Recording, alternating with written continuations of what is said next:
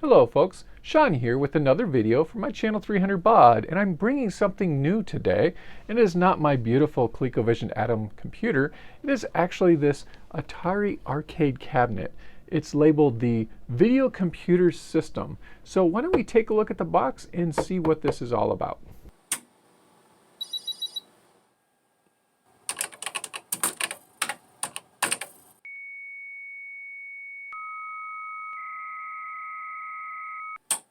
So let's see what we can derive from the packaging of this little game system. Obviously by My Arcade, and it's branded as the Atari Video Computer System. And it says it's officially licensed, and it's got several games here. It looks like Missile Command, Asteroids, Centipede, Warlords, Pong, and Breakout. Now, one thing that I find interesting is the control system is a joystick. Missile Command, originally in the arcade, was a trackball game, and then Asteroids used buttons. Centipede was a trackball game. Warlords, I believe, was a spinner, and then we've got Pong, which is also a spinner, and Breakout, which is a spinner. So these are all great games, but not really compatible with the joystick. Now, this is, I believe this is aimed at 2600 games. So those were adapted to play with the joystick, at least Missile Command, Asteroid, Centipede. Now Warlords was a paddle game. Pong never really existed on the 2600. And then we also have Breakout, which was also a paddle game. So there's a little bit going on there, which is a little unusual. And let's see here. It says it's fully playable. Well, that's good. I've got a game system that's playable. On this side, I really like the 70s influenced style, these color stripes they've got going on with the Atari 50th logo. So celebrating their 50th anniversary. On the back, we've got a nice image of the Atari 50th video computer system. It says it plays 75 plus legendary Atari 2600 games. And we've got several of them listed here. Asteroids, Adventure, Breakout, Centipede, Gravitar, Millipede, Warlords, Tempest, Swordquest, Earthworld, Pong, again. But notice the graphic actually says Video Olympics. So Pong, Video Olympics was basically just kind of a hyper version of Pong with a lot of different game variations that you typically wouldn't get with a Pong game console. And Missile Command. Noticing the Missile Command here, the icon representing the box art is also the later red box and not the earlier more colorful box like what you'd see here on Video Olympics or Breakout or Warlords. So it's kind of neat. Oh, it says lift lever. Okay, so someplace I can lift this. Oh, very nice. So a lot of images here. Looks like I can play with batteries or power from USB. Not sure what's going on here. I don't know. I don't know if there's like a little carry case you can get for this game system or what. On this side of the box, it says features, officially licensed to play 2600 titles, fully playable video games. Again, yeah, we kind of expect that. It has a 2.75-inch full color screen, adjustable screen brightness. Wow, that's impressive. Powered by 4 AA batteries or USB-C cable. And the same thing in multiple languages. And the trademark here is futuristic since forever. Okay.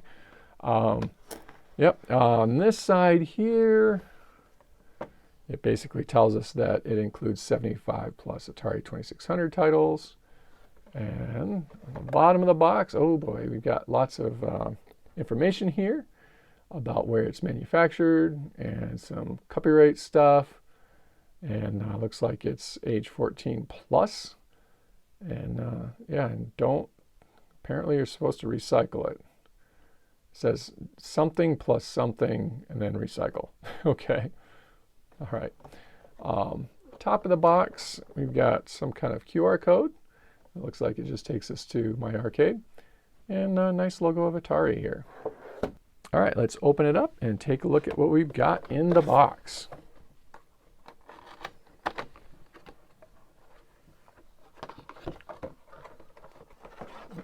Oh, got some kind of manual here. Oh,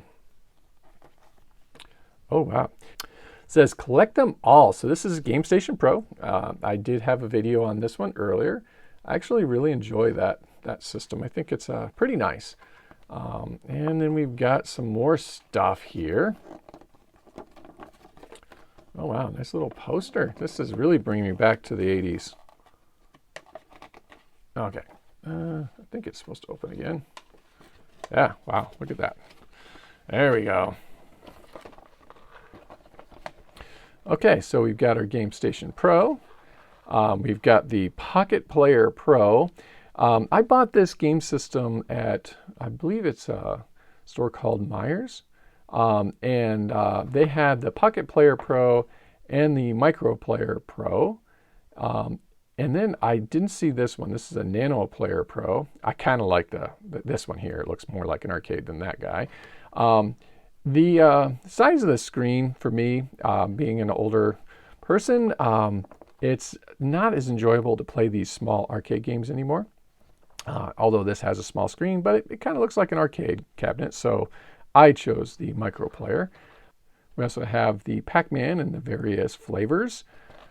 And I do have this Pac-Man here in my collection from quite a while ago. And we've got the Galaga. Now, this is actually a beautiful little cabinet. I like that a lot. And then we've got our Miss Pac-Man here. Now, these systems here, I believe these are older units.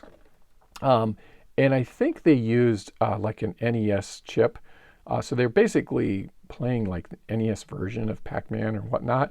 The games are fine, but it's not an arcade experience. Here we've got more games. Looks like Street Fighter 2 and Mega Man. And we have Space Invaders, which is a pretty nice looking little cabinet. A Data East collection and something that is coming soon. And this is a user guide for the Micro Player Pro. Probably going to be very boring stuff. Yep. How to install your batteries, a bunch of warnings. Oh, and then we got all different languages in there on the same thing. Wow. Yeah, so probably never look at that again. Look at that. Okay.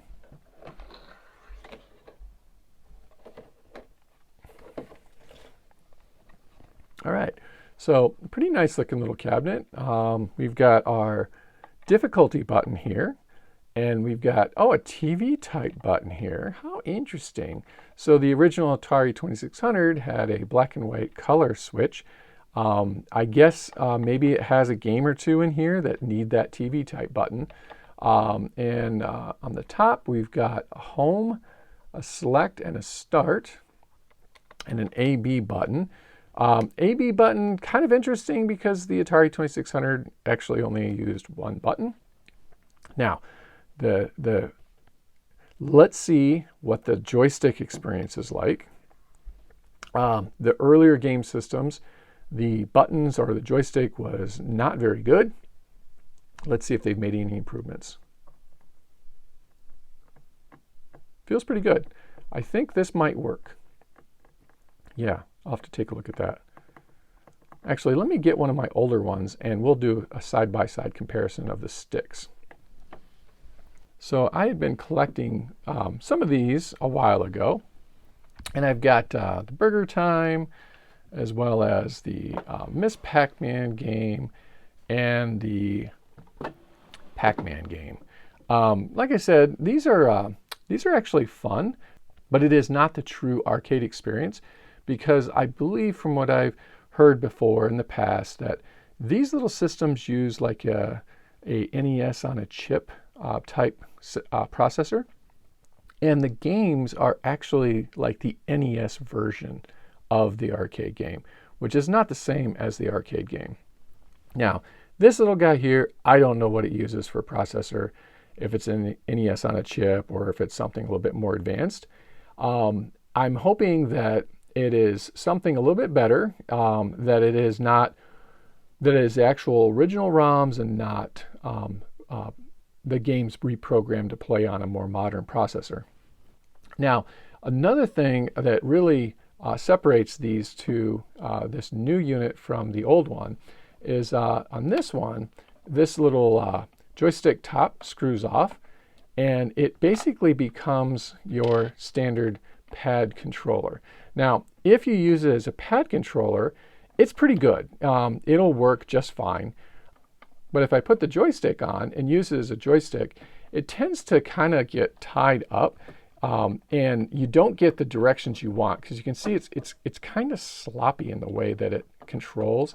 It's just not the best joystick. Now this guy here, I can tell it seems to be better. It seems to be an improvement. I don't think that the joystick itself is going to get tied up as much.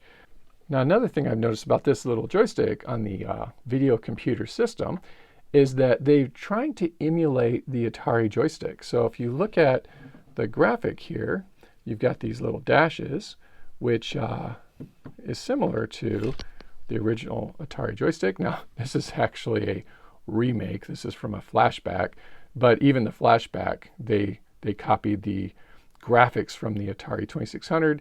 So you have the top and then these little arrows kind of signifying the directions that you're pushing. So kind of a nice little touch. Now on this unit, we've got two buttons, which doesn't make a lot of sense to me because the Atari 2600 only used one button. We've got an array of buttons at the top. We've got home, select, and start. This should probably say home. Well, home, obviously you want some way to navigate the menu system. Select was a function on the 2600, but the 2600 didn't have a start button. It actually had reset. Down at the bottom, we've got our difficulty and our TV type. And for whatever reason, we've got ourselves a coin door here, which the 2600 didn't have. We've got some rubber feet. It says copyright 2023 Atari Interactive, used under license. And back here, this is kind of nice. We've got ourselves a little plus and minus. I would assume that's for the volume. But it did say, oh, and then down here we've got a button to adjust the brightness. We've got our USB-C input, headphones, wow, and a little speaker up here. Now, one thing that is missing is there's no way to plug in a second controller. So many of the original Atari games were two-player games. So not having that option kind of takes away from the gaming experience. It has the latch here for the batteries, but naturally they put a screw here. So I've got to get my little screwdriver to get the battery compartment opened. Now the older systems, it's got something that looks like a coin door, but it actually functions as a power button, which I think is a pretty neat little feature. Okay, so the sticker here tells us to use high quality alkaline batteries for long playtime. I'm going to use these Duracells. Now, they might offer long playtime, but I've had really terrible experiences with Duracell batteries leaking if you leave them in your devices for, say, a year or two. So I'm going to make sure that I take these batteries out of this unit when I go to put it away. Just out of curiosity, let me open this one up because it seems that I left batteries in it. Yep. Okay. So this is an example of what happens when you leave Duracell batteries inside of a unit. As you can see, it's leaked and it's made a hell of a mess out of this unit. I can probably clean it up, but I'm going to have some rusting going on. So if you're using Duracell batteries, definitely do not leave them inside your game units, this is very unfortunate. Okay.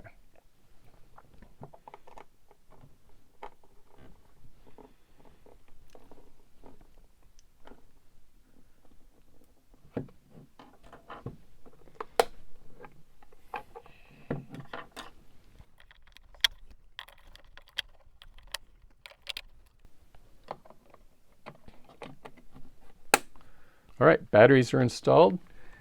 Let me peel off the screen protector. Here we've got a little representation of Missile Command. Ain't that special?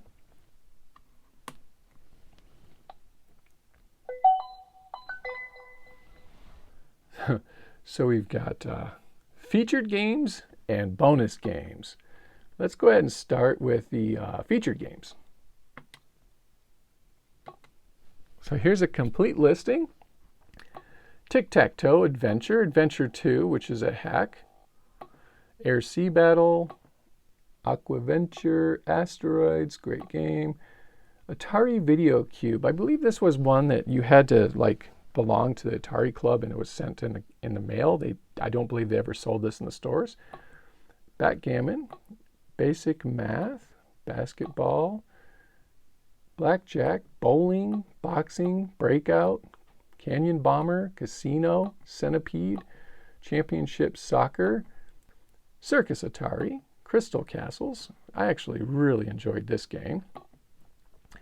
Dark Chambers, Demons to Diamonds, Dodge 'em, Double Dunk, Fast Eddie, Fatal Run, Flag Capture, Frog Pond, Gravitar, Hangman, Haunted House, Home Run, Human Cannonball. This was quite a riot when the little guy lands wrong. It's kind of funny. Maze Craze, Millipede, Miniature Golf, Missile Command, Motor Rodeo. Okay, it's a later game. I've never actually, I think I played it, but on a compilation type setup. Night Driver, Off the Wall, Pong, Video Olympics, Quad Run, Radar Lock. A lot of real sports games here, which were actually quite impressive for the Atari 2600.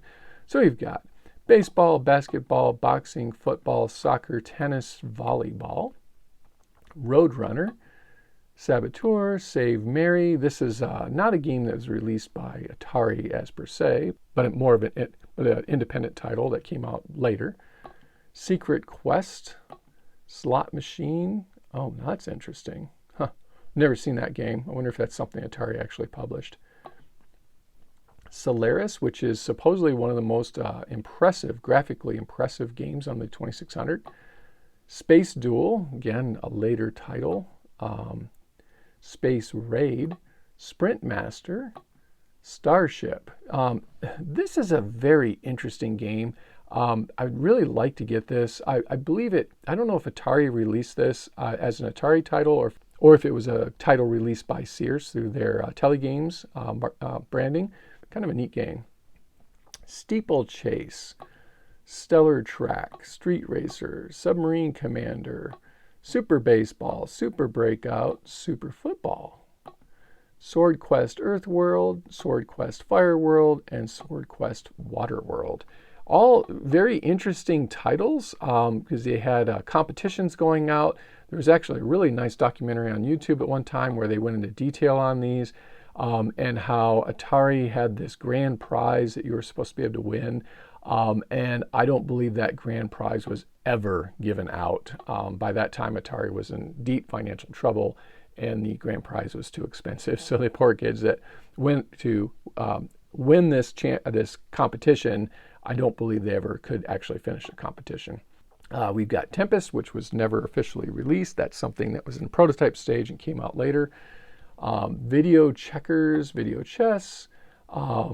This has also got an interesting story about how supposedly Atari was sued at one point because they had a representation of chess on the box of the original Atari VCS, and somebody apparently had sued them because they wanted to play chess on their 2600. At the time, they believed that it would have been absolutely impossible for the 2600 to play chess, but they figured it out and released chess. And from what I understand, just recently, the 2600 version of chess beat AI. Now, I'm not sure which AI in a game, so kind of neat.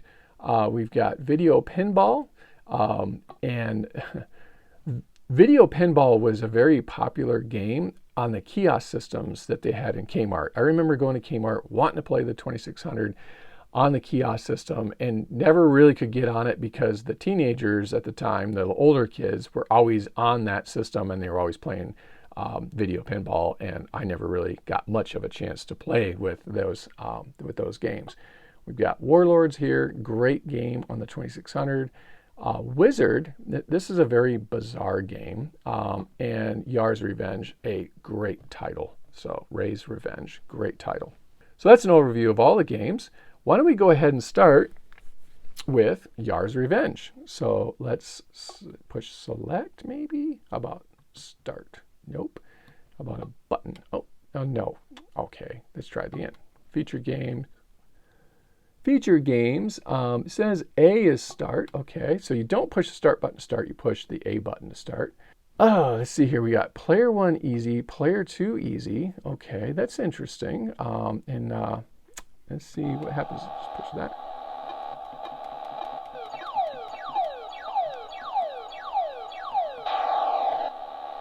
It will be, I might have to pull out the old 2600 just to compare the games and see if they play the same. Look. Oh, I missed.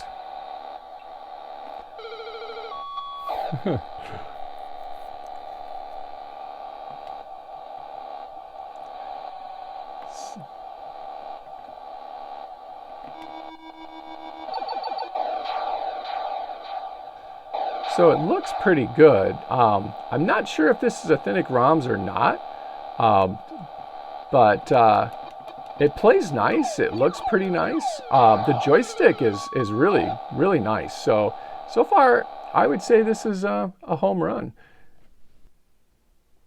Come and hunt a dragon. So here's our adventure games. Wizard's the only game that really just isn't a heck of a lot of fun to play. We have 4 shooting games. I enjoy playing with all 4 of these games, except you can't play Air-Sea Battle with 2 players, and you can't even play it as a 1-player game, so we lose Air-Sea Battle. Atari was really known for its space games at the time, so we've got tons of them here. And we immediately lose our hack of Megamania, Tempest, because that's just pain for the 2600 to even attempt to try to play that game. Quad Run, because you can't see the bullets. Demons to Diamonds, because it's a paddle game, but the other games are pretty standout titles. There are 2 educational games, and they're both great, so I'm going to leave them on there. We have a lot of sports games here. Of all the sports games, I just really can't get into Home Run because it is just so primitive. Miniature golf for the same reason, and slot machine, just really not fun at all. Oh, but we've got even more sports games. We've got all the real sports versions of basketball, baseball, volleyball, boxing, football, and soccer. We also have the tennis game, double dunk, and super football. So quite a collection there. And actually, all of them are great. So they're all keepers. We have quite a collection of breakout style games. Without a paddle controller, the only games here that I think are actually worth playing are Human Cannonball, Cannon Bomber, and Off the Wall. That's about it. The system comes packed with several arcade games. We've got Save Mary, Millipede, Frog Pond, Fast Eddie, Centipede, Missile Command, Roadrunner, Maze Craze, and Crystal Castles. But for me, Save Mary, Frog Pond, Roadrunner, and Maze Craze, they just don't hold up on this game system. We have a decent number of racing games: Street Racer, Dodge 'em, Sprint Master, Moto Rodeo, and Fatal Run. Without the paddle controller, we immediately lose Street Racer and Night Driver, but the other games are still quite fun to play with. We have a surprising number of board games: Video Chess, 3D Tic-Tac-Toe, Atari Video Cube, Video Checkers, Flag Capture, Blackjack, Backgammon, and Casino. I would have to take out quite a few of them, leaving Video Chess, 3D Tic-Tac-Toe, Video Checkers, Blackjack, Backgammon, and Casino. These games are actually a lot of fun, although I would have to say that Blackjack, I remember playing with a paddle controller on that and enjoyed it quite a bit more playing with a paddle controller. I would imagine Casino was the same.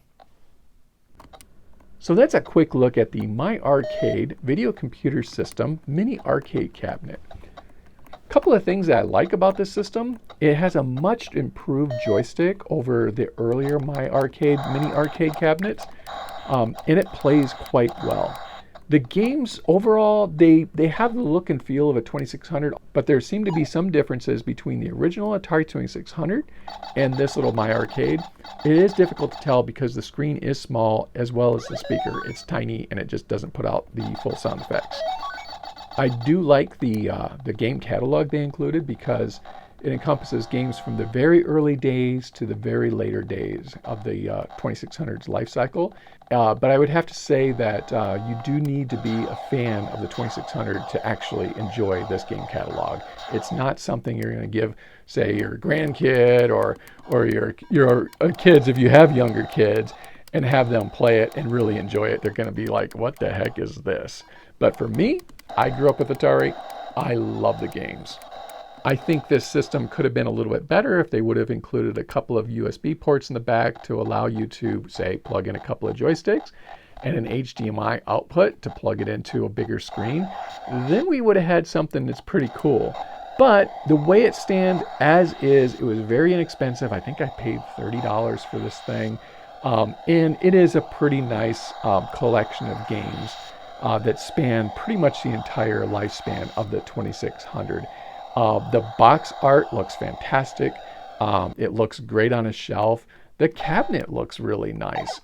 So after I remove these Duracell batteries, I'm going to find a little shelf to set this along with my other little collection of these My Arcade cabinets and just enjoy the look of these little systems because they're kind of a cool little collector's item to have. Not too expensive and easy to get into.